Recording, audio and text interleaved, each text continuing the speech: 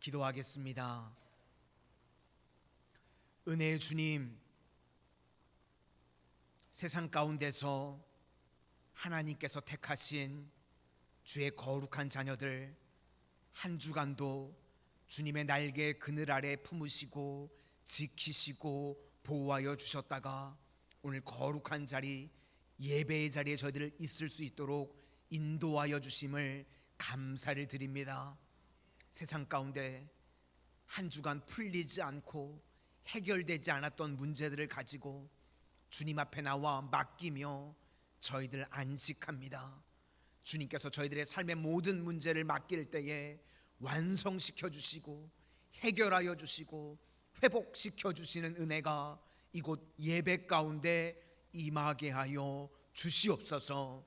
그리하여서 저희들 예배의 자리에 나올 때는 상하고 지치고 두려운 마음으로 왔을지라도 예배를 마치고 돌아가는 발걸음 가운데는 세상에서 줄 수 없는 주님 주시는 평강과 은혜와 응답과 기쁨으로 돌아갈 수 있도록 주여 인도하여 주시옵소서. 예수님 이름으로 기도드립니다. 아멘. 우리 옆에 분들과 한번 인사하시겠습니다. 성령 충만하십시오. 강하고 담대하십시오. 오늘은 믿음과 순종이라는 제목으로 하나님의 말씀을 증거하도록 하겠습니다.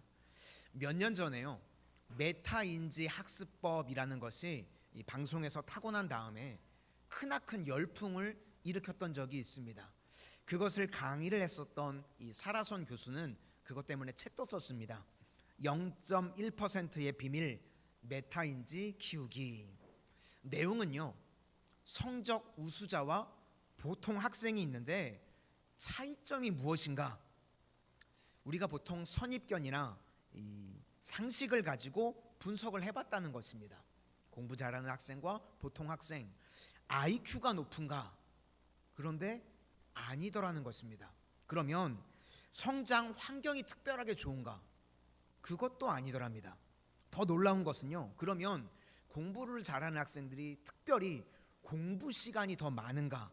그런데 그것도 아니더라는 것입니다. 그래서 그 차이를 설명하기를 메타인지 능력이다, 그렇게 설명을 합니다. 그러니까 메타인지라고 하는 것이 무엇인가 하면 자기가 뭘 아는지 또 뭘 모르는지 구분해낼 수 있는 능력입니다. 그것을 메타인지 능력이라고 합니다. 그러니까 공부를 왜 잘하는가 하면 자기가 아는 것이 뭔지 또 모르는 것이 뭔지 아는 겁니다. 그러니까 아는 것은 공부할 필요가 없겠죠. 그러니까 모르는 것에 집중적으로 공부를 합니다. 그러니까 전략적인 공부가 가능해지더라는 것입니다. 그래서 메타인지가 있어야 공부를 해도 성적이 오르는 것입니다.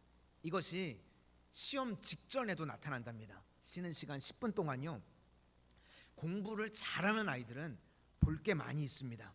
왜냐하면 본인이 뭘 알고 있는지 뭘 모르고 있는지 이게 다 체크가 되죠. 그러니까 10분 안에 보더라도요, 모르는 것을 집중적으로 보기 때문에 성적 향상에 도움이 많이 된답니다.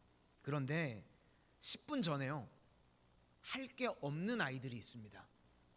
그런 아이들도요, 사실 이해는 해줘야 돼요. 자기가 뭘 아는지 뭘 모르는지를 모르는 거예요. 그러니까 분량이 방대하니까 손을 놔버리는 겁니다.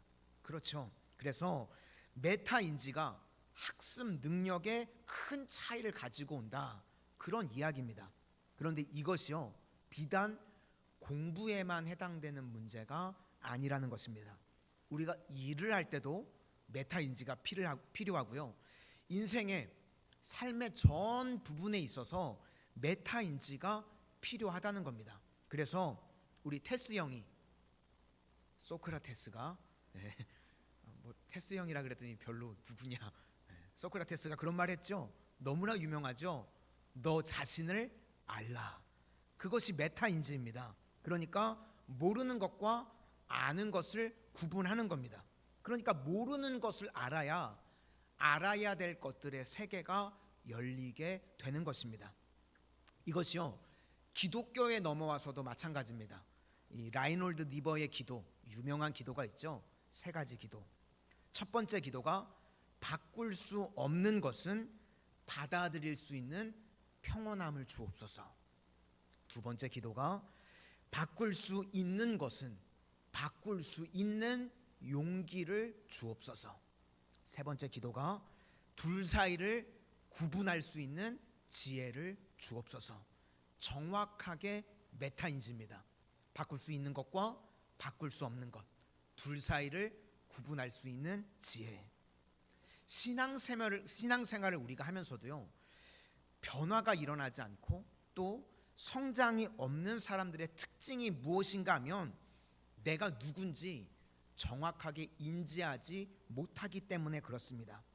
내가 누군지 명확하게 알아야 뭘 구하고 또 어디로 가야 될지 방향 설정이 되는 것입니다. 성경에 예수님께서요, 내가 누구라고 말씀하시냐면 병자와 죄인이라고 말씀을 하십니다. 내가 병자라는 정체성이 있어야 주님 고쳐주세요 이렇게 나아갈 것 아닙니까? 그리고 내가 죄인이라는 의식이 있어야 주님 구원해 주십시오 이렇게 나가는 겁니다. 그런데 병자다, 죄인이다 이런 인식이 없으면요, 내가 뭘 구해야 되는지 또 어디로 가야 되는지 깨닫지 못한다는 것입니다. 그래서 예수님께서 뭐라고 말씀하시냐면, 요즘식으로 표현하면요, 메타인지가 없다는 겁니다. 건강한 자에게는 의사가 쓸데없고 병든 자에게라야 쓸데가 있느니라. 그러니까 내가 병들었다는 것을 인정해야지 의사를 찾으러 가는 거다, 그런 이야기죠.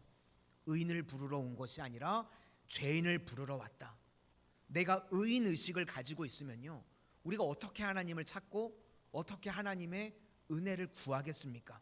그러니까 죄인이라고 그래야 하나님의 은혜를 구하게 된다는 것입니다.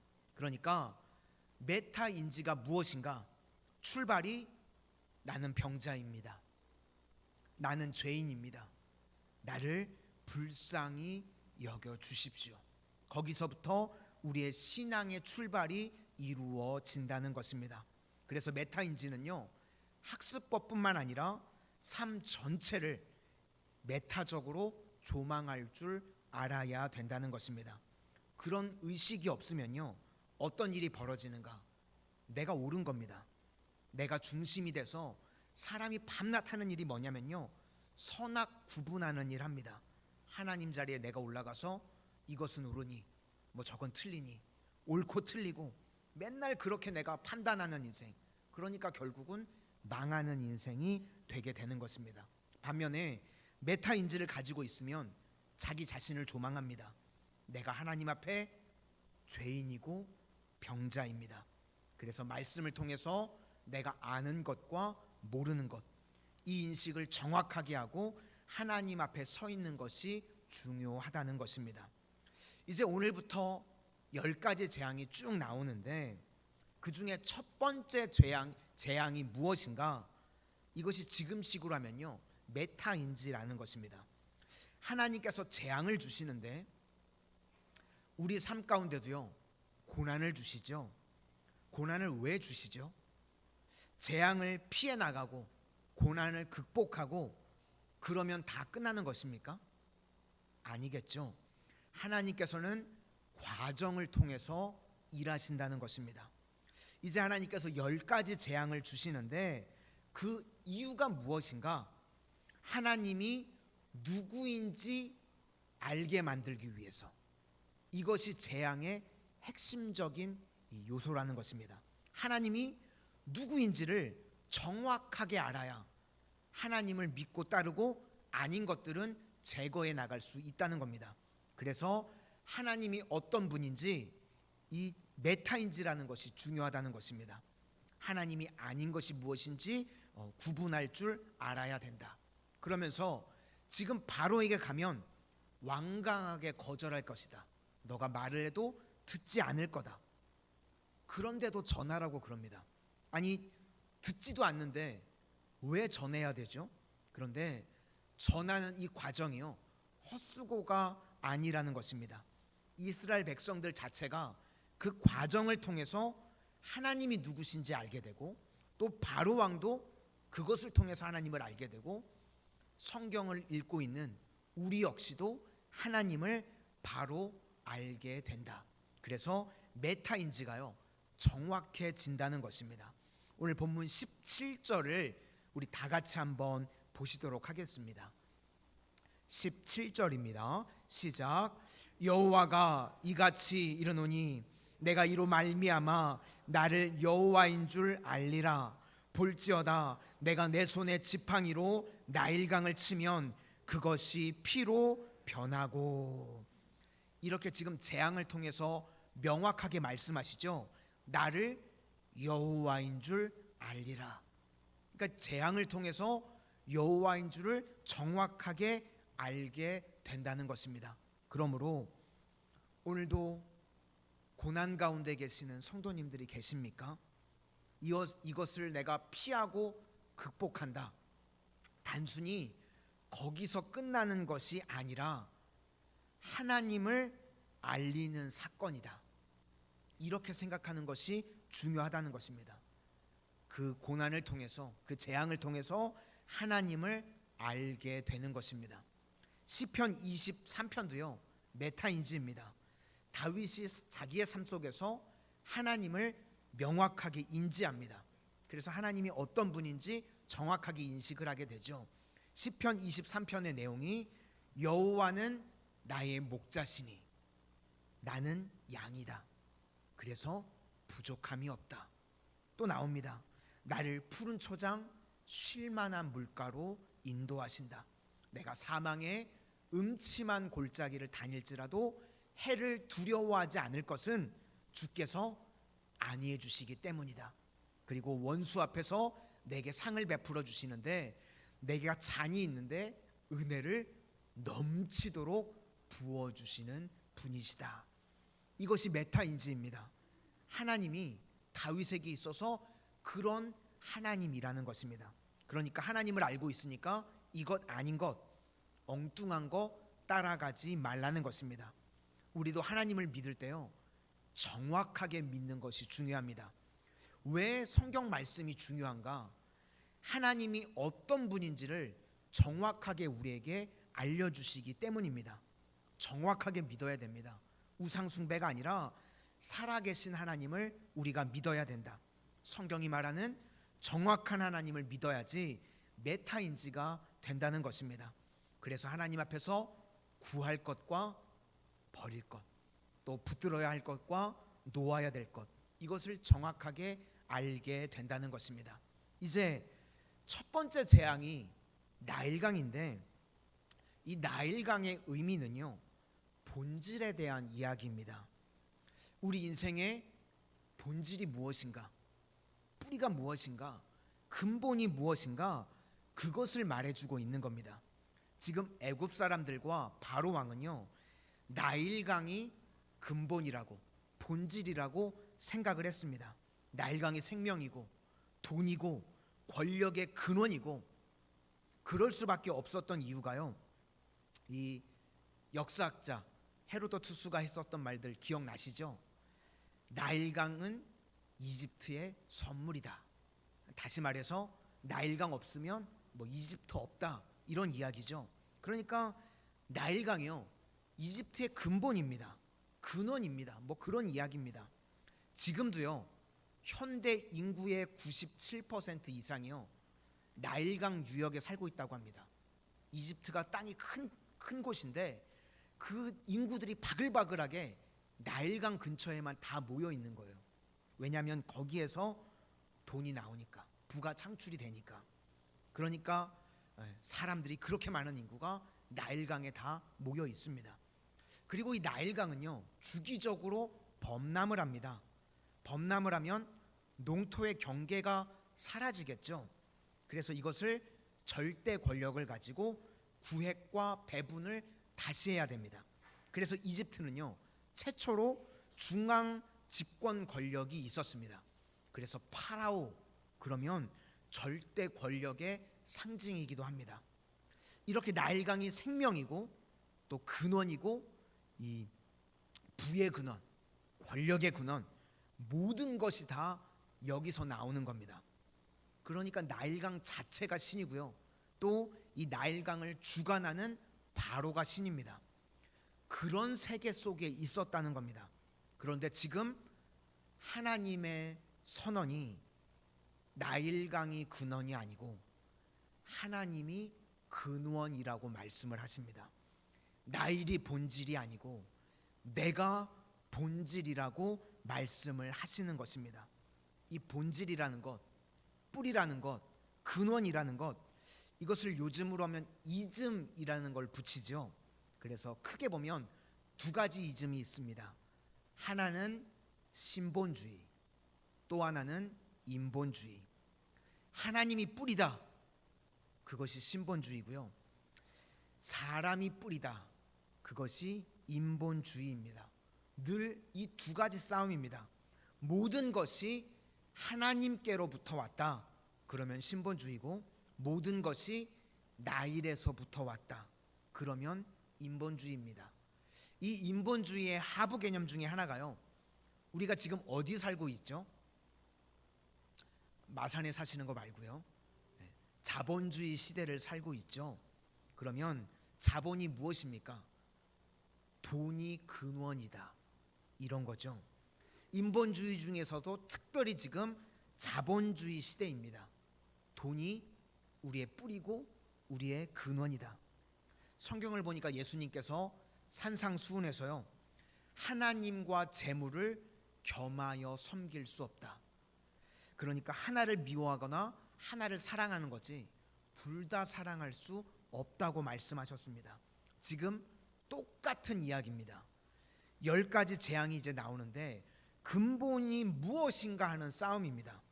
하나님이 근본이냐, 나일이 근본이냐?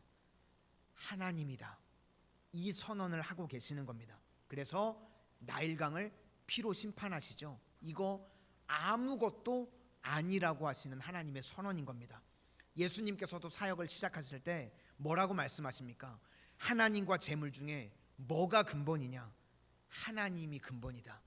겸하여 섬길 수 없다. 나일강을 피로 바꾸는 사건과 똑같은 것입니다. 신앙의 출발은요, 뭐가 근본이냐 하는 싸움입니다. 지금도 나일강이 근본이라고 하는 사람들이 있죠. 수많은 사람들이요, 돈이 근본이라고 생각하고 살아가는 사람들이 있습니다. 그래서 뭐 이런 말들 많이 하죠. 돈이면 안 되는 일이 없어. 들어보셨습니까? 얼마야? 얼마면 되겠어? 제가 하니까 좀 어색하네요. 뭐 돈이면 안 되는 거 없다는 거예요. 그렇죠? 그런데 실제로요, 돈이면 다 됩니까? 아니죠. 돈으로 안 되는 일이요, 얼마든지 많이 있는데 그렇게 생각 안 합니다. 그리고요, 돈이라고 그러면 사람들이 정신을 못 차립니다.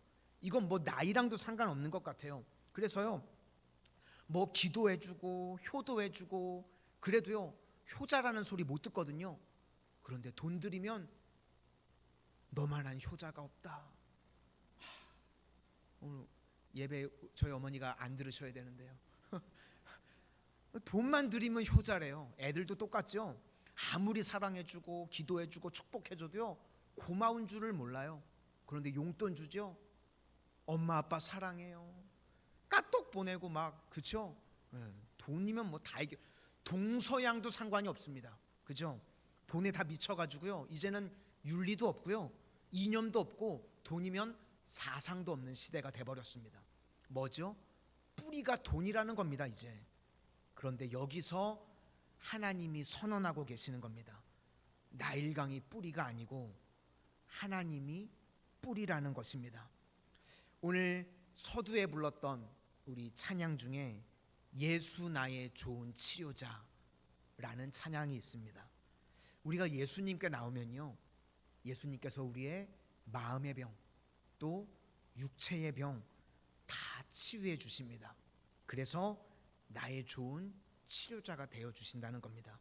그런데 요즘 제가요, 기가 막힌 이야기를 들었어요. 어떤 이야기냐면, 금융치료 혹시 들어보셨나요? 돈 생기면 치료된다는 거예요. 참, 우리 성도님들도 혹시 금융치료 받아보신 적 있으십니까? 세상이 미친 것 같아요. 금융치료랍니다. 말은 장난같이 하는데 이 뉘앙스가요, 장난 같지가 않은 겁니다. 그렇죠? 금융치료. 성도는 예수님이 치료자가 되어주셔야 되는데요, 금융이 치료한다는 거예요. 정말 이상한 시대가 되어버렸습니다. 뿌리가 나일강이죠. 나일강을 믿는 시대가 되었다는 것입니다. 돈을 이길 수 있는 방법이 무엇인가? 돈을요, 무시해버리는 겁니다. 돈이 있으면요, 우리 성도님들 사명을 위해서요, 기쁨으로 사용하실 수 있기를 바랍니다. 돈은요, 애지중지하는 것도 아니고요, 돈 앞에서 바들바들 떠는 것도 아니라는 것입니다. 그래서 오늘 첫 번째 재앙이 우리에게 알려주는 것, 하나님이 어떤 분이시냐, 우리의 본질이 되시고 뿌리가 되시고 근원이 되신다. 나일강 아니라 하나님이 본질이다. 이것을 우리에게 알려주고 있는 것입니다. 그래서 하나님만을 섬겨야 된다. 신본주의의 선언을 하고 있는 것입니다. 이것이 바로 나일강의 재앙입니다. 16절을 우리 다 같이 한번 보시겠습니다. 16절입니다. 시작. 그에게 이르기를 히브리 사람의 하나님 여호와께서 나를 왕에게 보내어 이르시되 내 백성을 보내라. 그러면 그들이 광야에서 나를 섬길 것이라 하였으나 이제까지 내가 듣지 아니하도다. 여기 원문을 보시면 이 섬긴다라는 말이요, 일하다, 예배하다, 이거 다 동의어입니다. 그러니까 우리 일이 예배고요, 삶이 예배고 다 동일하다는 겁니다. 그러니까 우리의 모든 근원이 하나님이시다. 이 선언이 나일강 재앙의 메시지라는 것입니다. 그러므로 우리가 메타의식을 갖는다고 그러면 하나님이 근본이다, 이렇게 한 가지 지식을 우리가 알았죠. 그러면 이제 살아가는 방식이 나오는 겁니다. 방식이 어떻게 되느냐? 에베소서 4장 13절 말씀에 우리가 다 하나님의 아들을 믿는 것과 아는 일에 하나가 되어, 이렇게 아는 것과 믿는 것이 하나가 된답니다. 온전한 사람을 이루어 그리스도의 장성한 분량까지 이른다는 말씀이 나옵니다. 우리가 이제 아는 것이 있습니다. 하나님이 근본이다, 이걸 알았죠. 그러니까 아는 것에 대해서 꼭 들어가야 될 것이 무엇이냐면 그것을 믿는 것입니다. 아는 것과 믿는 것이 하나가 되는 거죠.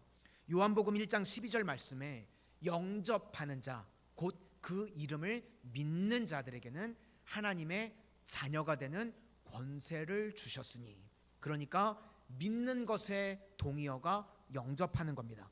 그러니까 아는 것에 대해서 우리가 믿어야 되는데, 믿는다는 것은 그것을 삶의 진리로 영접하는 것입니다. 그래서 우리가 아는 말씀 계속해서 영접하면요, 강화가 되는 것입니다. 반면에 우리가 모르는 것이 있습니다. 인간이요, 제한적이죠. 그래서 모르는 것이 있을 수 있습니다. 그때 모르는 것에 대해서는 하나님께서는 나보다 수준이 높은 것에 대해서 알려주실 때는요, 명령이라는 형태로 우리에게 알려주십니다. 우리가 다 이해 납득 공감이 안 되죠.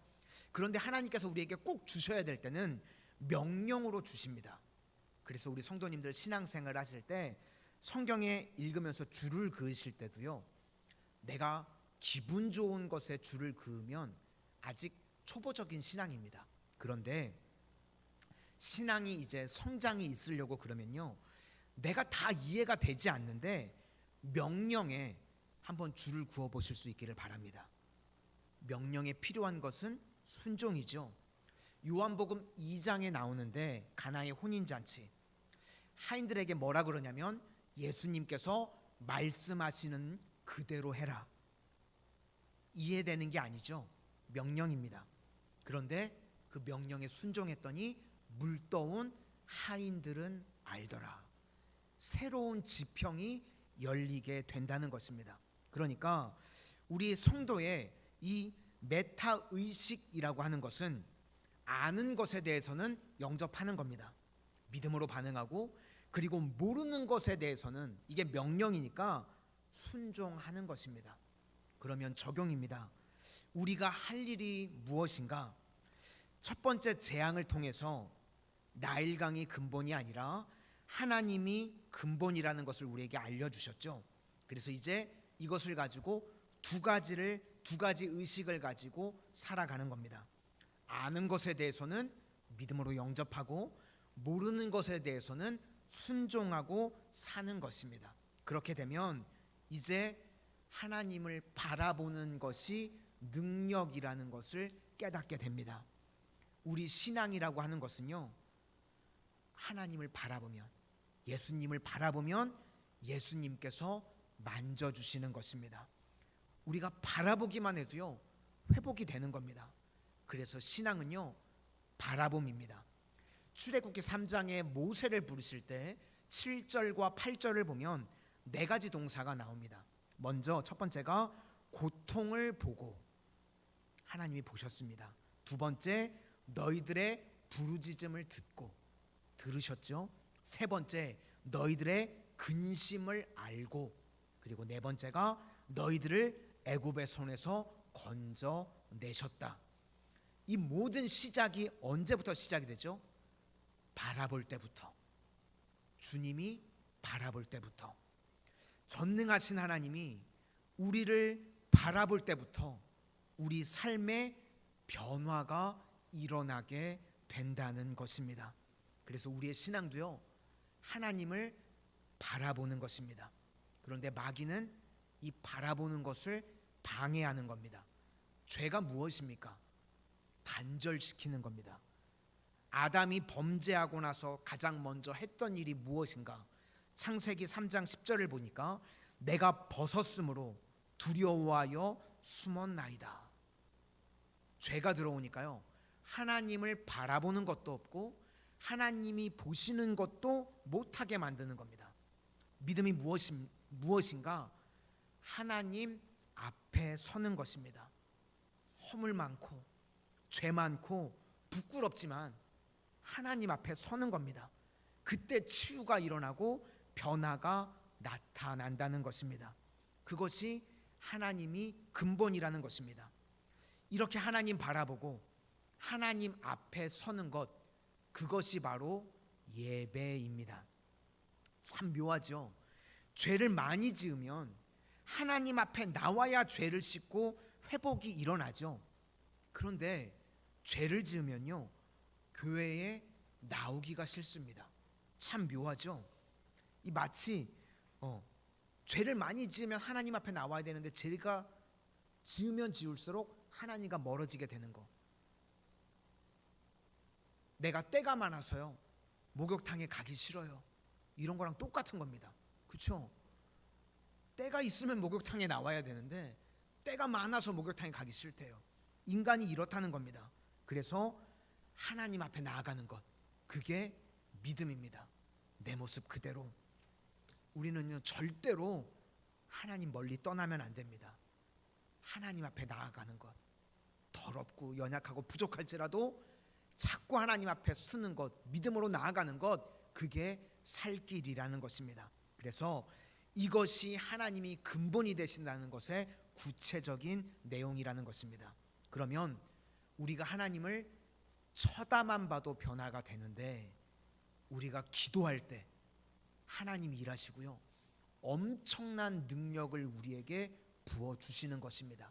그래서 구하라, 그러면 너희에게 주실 것이고, 찾으라, 그러면 찾을 것이고, 문 두드리라, 그러면 너희에게 열릴 것이라. 약속이죠. 그대로 될 것을 믿으시기를 축원합니다. 이것이 근원이 되시는 하나님께서 주시는 메시지라는 것입니다. 그러므로 우리는요, 하나님 말씀에 순종하는 모습이 필요하다는 것입니다. 근원이 무엇인지 알고 근원으로부터 나오는 것, 이런 것들에 대해서 믿고, 그리고 모르는 것에 대해서는 이 하라고 그러는 거니까, 명령이니까 순종할 때 새로운 지평이 열리게 된다는 것입니다. 반면에 오늘 바로의 특징은요, 무관심입니다. 엄청난 일이 벌어졌음에도 불구하고 아는 것에 대해서는 거절하고 모르는 것에 대해서는 무관심합니다. 그러니까 망하는 것입니다.